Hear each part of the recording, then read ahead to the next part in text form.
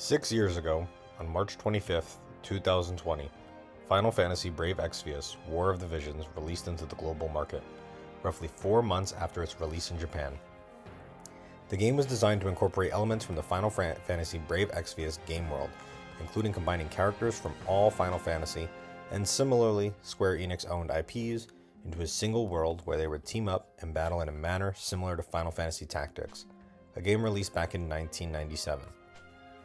5 years later, the game would announce its official end of service on March 25th, 2025, coinciding with its 5-year anniversary. 1 full year after that, the Japanese version of the game has announced its end of service, giving players 2 months to enjoy the game before it will cease to exist and function. This footage was recorded immediately following the end of service announcement of the global version of the game in an attempt to archive footage of the game and its gameplay, as well as make a fond farewell video of the game, showing off the eventual use of so many saved resources and demonstrating what this content was like to those who never played the game. The remainder of the commentary in this video will be unscripted reactions to the footage that has otherwise not been viewed in over a year. Thank you all for watching, and I hope you enjoyed the nostalgia trip just as much as I do. Okay. Oh, this was me showing off Addison Rae. That's right. One of the collaborations we had was with TikToker Addison Rae, and you can see here I'm going through a bunch of different characters, so you can see a lot of familiar faces like Squall. You have Delita. You have Ramza. You have Bart. You even have some original characters as well, like Sadali here, the Green. You have Lightning, and then obviously you have the very popular. You have Cloud, you have Tifa, what's that, Celeste. Yeah, this was honestly such a great amalgamation and combination of all the characters in the game. Granted, there's tons of ones that aren't shown here that I just never obtained. Like you can see 9S here. 2B was released. I believe they also had A2 and 2P, I believe it was. I don't remember if I ever had them, but you can see like there's tons of characters here, and obviously as we scroll through you can see a ton of them, and feel free to drop below in the comments if there's any that you see here, any maybe that you don't see that you would have liked to see, maybe like your favorite characters. Oh, that's right, they had Persona, there was Violet. What else? Oh, they had Lara Croft. I know I was showing that off a little bit in the intro here. What else do I reckon? Obviously there's Rain, there's Gilgamesh, Final Fantasy Brave Exvius characters. We had those from the Tales series. That's right, I remember those. What else? We had some Dragon Quest, I believe. Yes. Final Fantasy 15. Oh man, there's so many. This is taking me so far back. Oh gosh. Yeah, and then obviously as we go down the list, you can see that there's plenty of characters that I never actually made into the final cut, because I just never decided to like level them up or raise their resources or whatever to get them very far. Oh my gosh, so many of these I don't even remember their names. Oh lord. I mean, I remember the ones that I used to use so frequently, but there's just... Oh, Ishtola, I remember her from Final Fantasy 14. I know we had Thancred, but I forget if I missed him or not. I probably did. Oh, jeez. Yeah, here we get to like the mega rares, as they call them, the MRs. So these aren't as popular of characters, but still relatively popular. Good enough to actually use, but not overly so that they shadowed and eclipsed the entire UR lineup. They still had their uses. So did the SRs in a lot of cases. You'll find that the SRs themselves were still pretty powerful. The rares and the normals as well. There was Slime. That's right. Oh, that's right. We had a 3D. We had 3D models that we could play around with, and stuff like that. And then each one had like 3 jobs. Oh, that was a pain. Always getting enough resources to level up to 3 jobs. Transcendence. Oh my gosh. I forget about that. Basically, you brought a character to the max level of 140. Sorry, 120, I believe it was.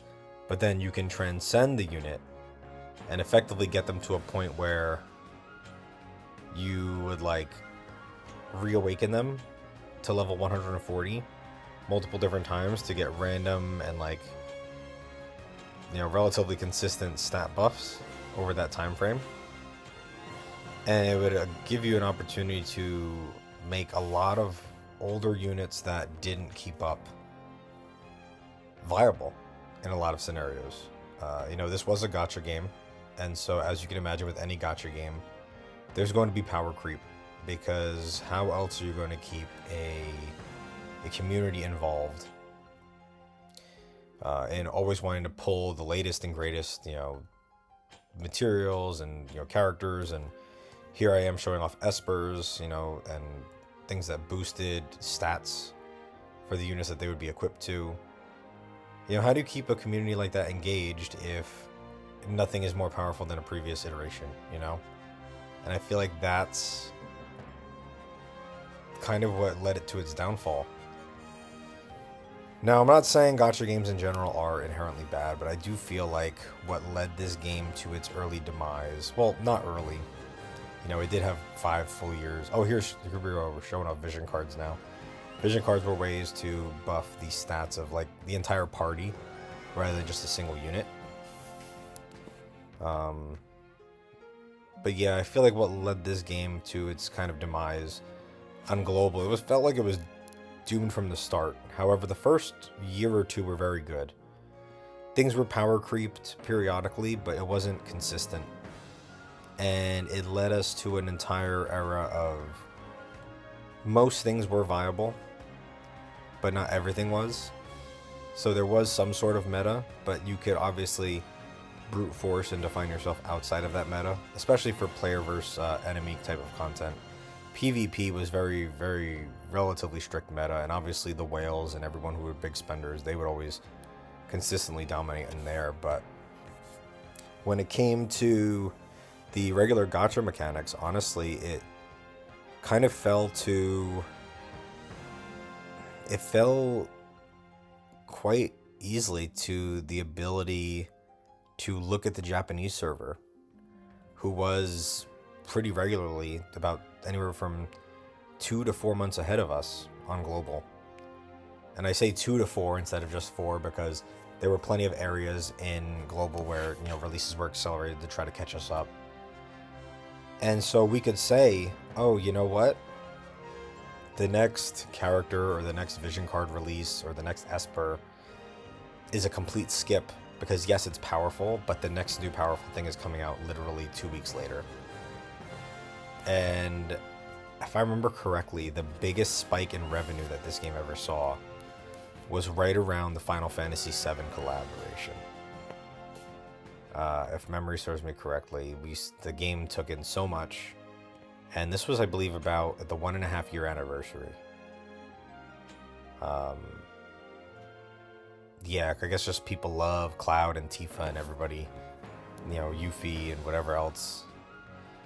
So here we are, we're showing off the equipment. Some of which was like raid exclusive, which obviously gave people reasons to take part in player versus enemy content or PvE content in general. There was almost, I don't think, anything... Like, some of this was stuff that you would get from this PvE environment called Tower, we would call it. Basically, it was just like layered dungeons where you would just take a team and you'd make it through, but then you'd carry over your skills and your other stuff periodically to ensure that you were able to consistently keep up, but also not completely brute force it by just like constantly refreshing your team. And it would reset every day, so it gave you an opportunity. Oh wow, oh geez. So these are what we call Trust Master rewards. You can see here that are level 1 of 1. These you'd effectively get for like max limit breaking and max awakening a unit. And these here are like, you know, the standard stuff that you would use: weapons, accessories, armor pieces. God, I forget just how much there was in terms of overall like equipment. The amount of time that we would spend trying to like min-max things and trying to build things up and ensure that everything was of a good quality and all the stats were maxed out, because that was one of the things that kind of plagued the game too. People complained about it a lot, was that you would sit there and you would find a way to get this equipment up to max level, only to find out that one of the stats of the equipment wasn't fully maxed because it didn't hit the proper roll.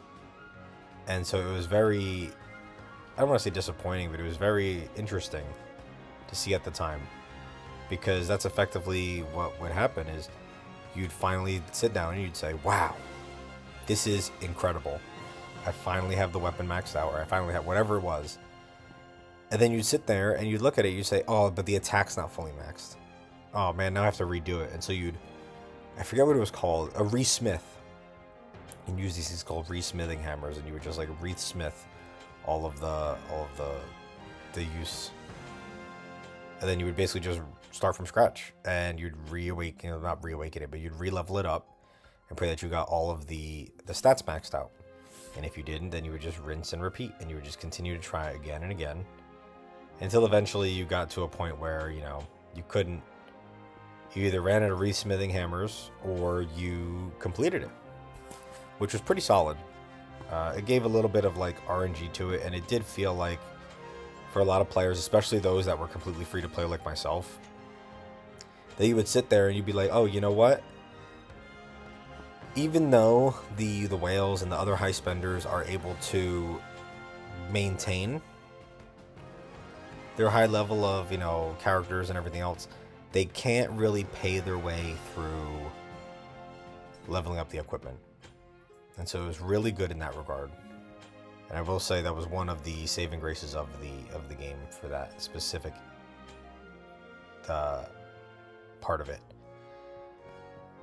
Okay, so here we are. We're going through, if I remember correctly, these were all like the materials that I had saved. Now, this isn't everything that I've obtained in the entire lifespan of the game. If memory serves me correctly, this was stuff that I had just kind of amassed over the years. You'll see things from like, I think 2024, maybe even 2025. I think even earlier than that. There might be some from like the first anniversary or two. And those were obviously things that I just hoarded because it was one of those, like, it's almost like when you're going through a game and you get all these potions, you're like, oh, I'm not going to use them because I don't know if I'll ever need them. And then you beat the game without them and you're like, wow, I never needed them. It's kind of that content and kind of that concept here. So this is kind of boring here, so not too much to say. I'll just kind of let the audio or the video play out, and you can enjoy some of the music and the sound effects for a bit until we get to like the characters and stuff.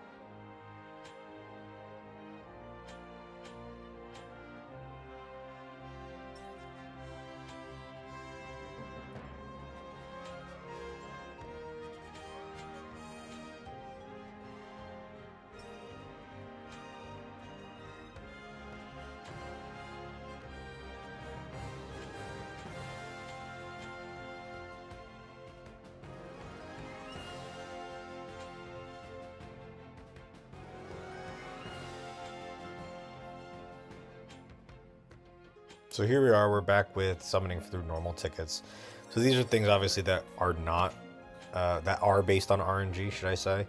Whereas the select tickets, obviously you got to pick and choose from. So these are just going to be like selection of various, materials. Well, not selection, but, random materials and stuff that you would get. So seals, these were things that you could use to boost the chance of getting your stats increased in equipment, like I was mentioning earlier in the video. There we have these, I believe these are books of refinement, it says.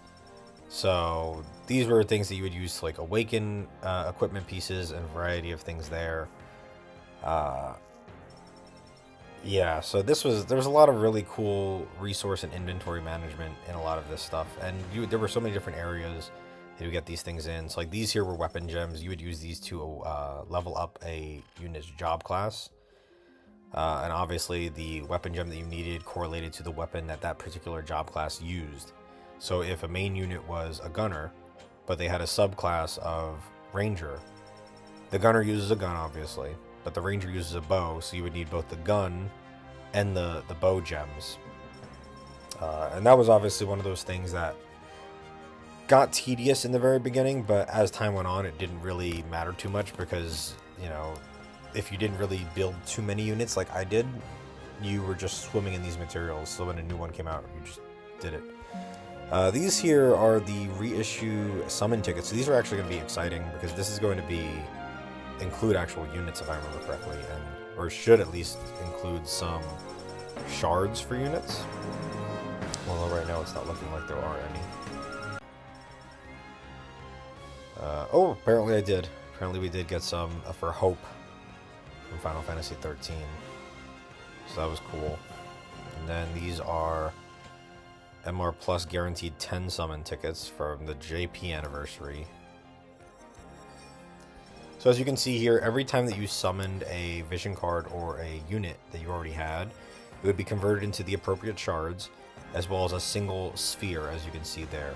And those spheres were, in the beginning, extremely important, but like I said, as you got through the game further and further, you just ended up having so many of them. But the spheres were what you would use to awaken these units and vision cards.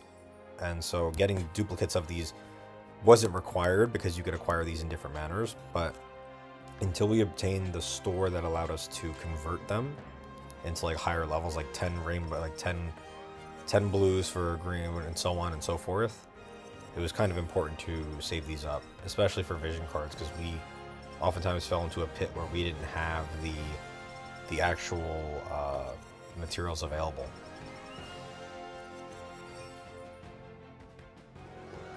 So here we have, so you'd go over, you get the grand summary. And in the very beginning, it was never like this. You had to use like one ticket at a time. And I remember having to click through, and I feel like that's a lot of the reason why I just chose not to use a lot of these was, years ago when we received them, there wasn't an opportunity to sit there and say, you know what, let me use all of them at once. You kind of had to go through manually. Granted, this was typically in like the first year of it, so you won't see a lot of things from the first year here. Updates 33, 34, 35. Oh, new unit. So this is an animation that you would get when a new unit would show up. I forget his name. Grifford. There we go. Wow, I should have just waited for it to come on the screen. So this here, that's an animation that would play every single time that you obtained a new unit.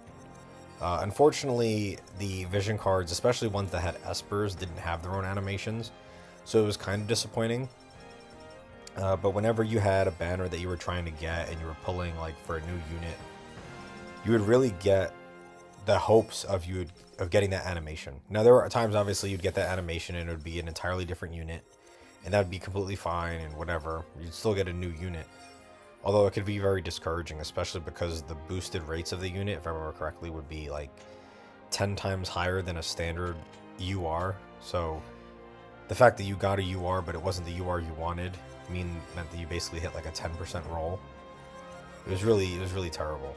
You kind of sit there like, how did I not hit the 90%? And I remember we'd always complain about that in the Discord server. Oh yeah, stars. That was another thing too. You would get stars. Stars you could actually use to exchange for spheres. Uh, mind spheres they call them. Mind spheres would allow you to, yeah, you could see their mind spheres. Mind spheres would allow you to uh, uh, get your units beyond level 99, which was the original level cap. And then they'd also allow you to get to the level cap of, to obviously to 120, but also to get to 140 as well through that mechanic I mentioned earlier called Transcendence. Now, typically for Transcendence, you needed tons of those stars, and well, not stars, but you needed tons of those mind spheres. And so as a result of that, you would, you know, grind them out through getting stars in a variety of manners. Oh, these were the Final Fantasy 14 reissue tickets. So the Final Fantasy 14 was interesting because when the game first launched, this was actually the very first collaboration we had. And Thancred, if you ever played the game, or if you haven't, I'll kind of explain it for you. Thancred was a UR unit, so the highest rarity. However, he failed to have what every other UR unit had, which was a limit burst. And the relevance of this is that a limit burst in a lot of scenarios was kind of something that would make or break a unit's kit. You know, a lot of times there were units out here that had really good like skills and a really good kit in general. However, without a good limit burst to kind of bolster that, you would fall very short. To give you an idea, there was a UR that was also available on release called Gilgamesh, which I know I scrolled past before. His limit burst effectively lowered the slash resistance of everything that it hit, which was a pretty large diamond shape if I remember correctly, by, I believe, at max level was like 38%, which at the time, you know, now it doesn't sound very impressive, but at the time it was phenomenal because there was nothing to resist that. There was nothing they could do to stop it. And he was also the first real 100 cost, which, for those who don't know, 100 cost units are UR units that are considered like a cut above the rest. But what made Thancred so interesting was that he was a 100 cost unit, so he was supposed to be a cut above the rest. However, he never received a limit burst in the entire timeline of the game. The spot was always made available, like it was always an empty slot in the unit screen, but he never obtained one. However, through those Final Fantasy 14 tickets that you saw me using earlier, you can see that he was actually able to be obtained for free because you could actually get these tickets through just grinding the event. So he was the only 100 cost UR unit that was available from day one to be obtained without spending any money, ridiculously so, and without re-rolling for him. And that could effectively be built for free because you could get his, you know, shards and everything through the event. But also the only one that never received a limit burst in the entire 5 years that the game was available in the global market. So it was very interesting. And then obviously we had, you know, Ishtola, which, you know, big character in Final Fantasy XIV. She was fun. She was very easy to obtain and very easy to max out with playing the event. But obviously a character like that doesn't need too much introduction.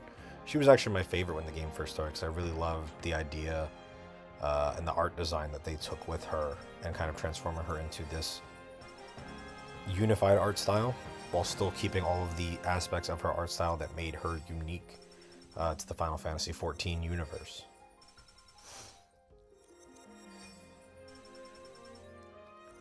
You know, I'll never forget how slow this animation was. Obviously, you could tap to skip it, but I think for the footage, I specifically chose to make it just go. So that way, anybody watching this video later on that hasn't played the game would get an idea of just how slow it really was, because it was kind of ridiculous. And I remember way back in the day, you had to click through so many different prompts too.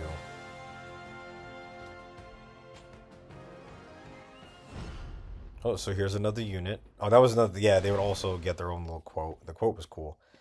This was King Mont, I believe. Hero King Mont. Yeah, Mont was one of the main characters. He actually he had what, 4 versions throughout the game. There was the base version, there was like King Mont, then there was Hero King Mont, which you saw there, and then there was Ashen Earthmont, I believe they called him, which is basically like a super buff version of the original Mont. And I remember we would always play a game of deciding, you know, or trying to figure out which unit would get 5 copies first, because you could have 5 people on a team. And I believe the winner was Helena, however you want to pronounce it. She had the base version, which was an MR. She had a Black Witch version.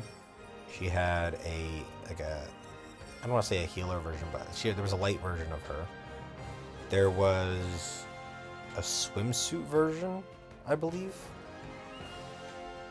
And then, why am I blanking? Why do I feel like there was one more version of her that I'm completely failing to mention?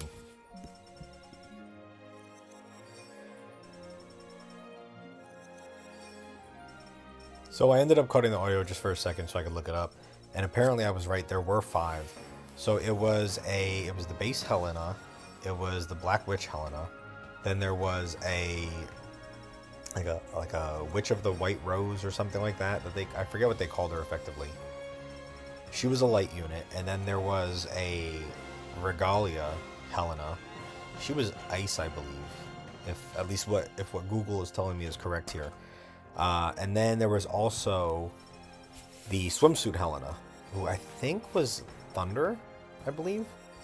And so I do remember when the game was reaching end of service was when I think the swimsuit Helena came out. Or maybe, yeah, I think it was the swimsuit one. I forget which though, but I want to say it was swimsuit. Don't quote me on that though. Let me know if I'm incorrect down below. And so people would be posting about like, finally the holy group is complete or something along those lines. So people would be posting their teams of all 5 Helenos from all different areas of, you know, all walks of life. So anyways, back to the video though. What's this? This was... Oh, he was a cool unit when he was released. I don't remember if he was ever any good, Garusa. We'll have to wait and see on that one, honestly.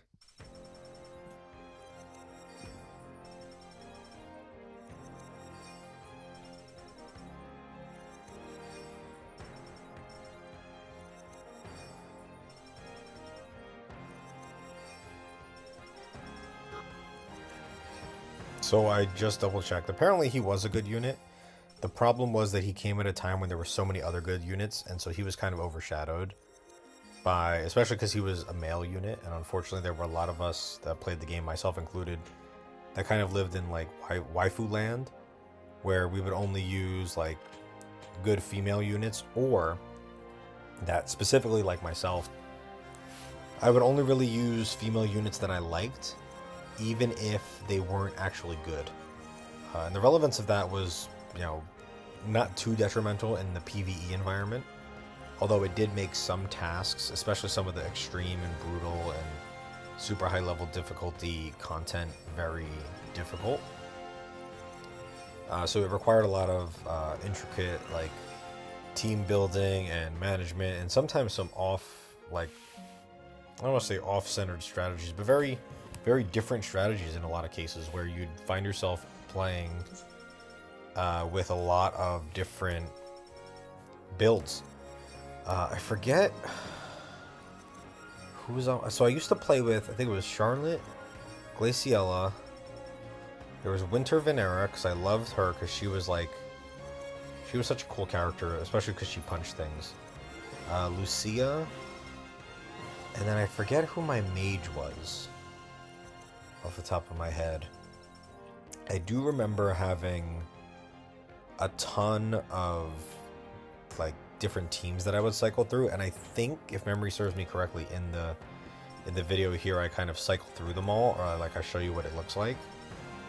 But I remember the only tripe I had with using Winter Venera was that she was the only limited unit part of that team, and so when it came down to like using the team, it was like, okay, cool, everyone here is fine except Winter Venera, or Christmas Venera, I forget which one it was. She's a limited unit, so it's very difficult to like push her further beyond than what everyone else was. So I think I ended up like rebuilding the team almost. Oh, let's see. Hold on. We're changing menus here. Oh, I don't know. Oh, yeah. This was when I showed off the number of days. 1,819 days. Damn. Total logins. Now, keep in mind, if I remember correctly, there were a lot of days that I ended up missing, whether because I was super sick, I was out of the country, or even just like I was out of the state, or even just super busy. Like, you know, I would go on vacations like Disney World and stuff, and so it just wouldn't be super viable for me to do all these things that I needed to do for this game. And I do remember at one point in time I sat down and I said to myself and everyone else that would play the game in the Discord, and I said, this felt like a chore. Oh yeah, so here I'm showing off the Soul Metal shops. So the Soul Metal shops are ones, and the Vision Metal shops, similar to the Star shops that I'm showing here. You'd be able to exchange these materials for shards and for mind spheres that would allow you to effectively, you know, build whatever unit of your choice. If you had enough of them. And granted, because you got them through like pulling for units, it became a very, what's the right word I'm looking for? It became a very like whale friendly environment. And for anyone who was free to play and who didn't want to spend a ton of money and wanted to save resources for one unit or another unit, then yes, it was great. Otherwise, you know, most people just kind of, oh, they saved up like they did every other resource in the game. So yeah. Alright, let's see, what are we doing here?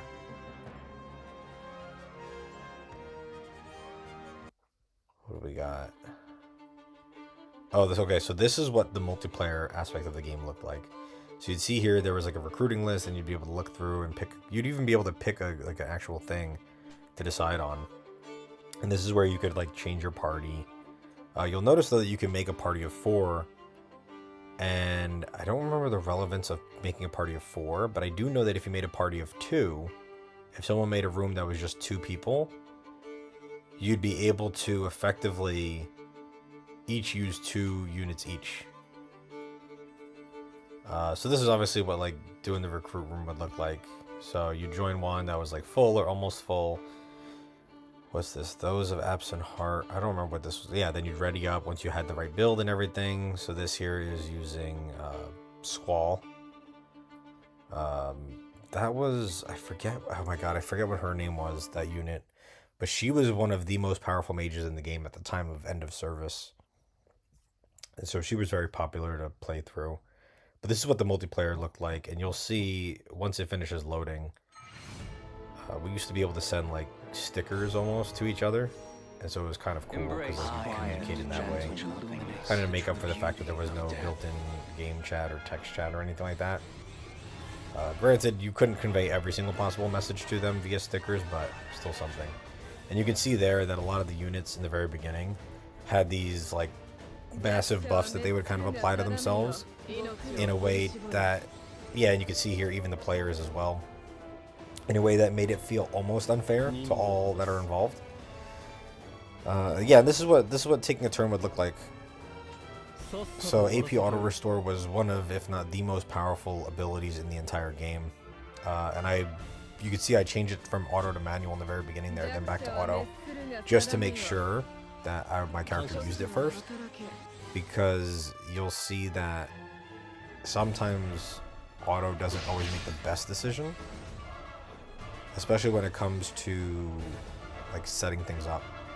If I remember correctly, the auto AI would basically prioritize damage to a unit or a target. So if on turn 1 you could deal damage to a unit, even if the unit was like negligible in terms of its impact to the battle, your unit would go and attack that unit and then refuse to do any setup. Because then by that point, all the other units would get close, and then yes, you can see me spamming tickets here. And it was really funny, because you'd basically have tons of parties for higher end content that would be manual, do this step, and then hit auto. Just to make sure that you could guarantee that you'd get all the buffs that you needed, or that you'd get all of the, get the AP Auto Restore or whatever. Because AP was effectively how you casted damaging skills, with TP being how you would cast like buffing skills, like, or heals, such as heal team members by X amount, or recover this much HP, or remove this debuff, and whatever, or buff yourself.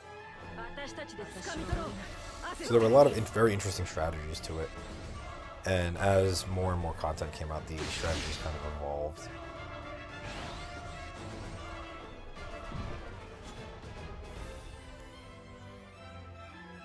Yeah, I forget what this event was for, but it was for something.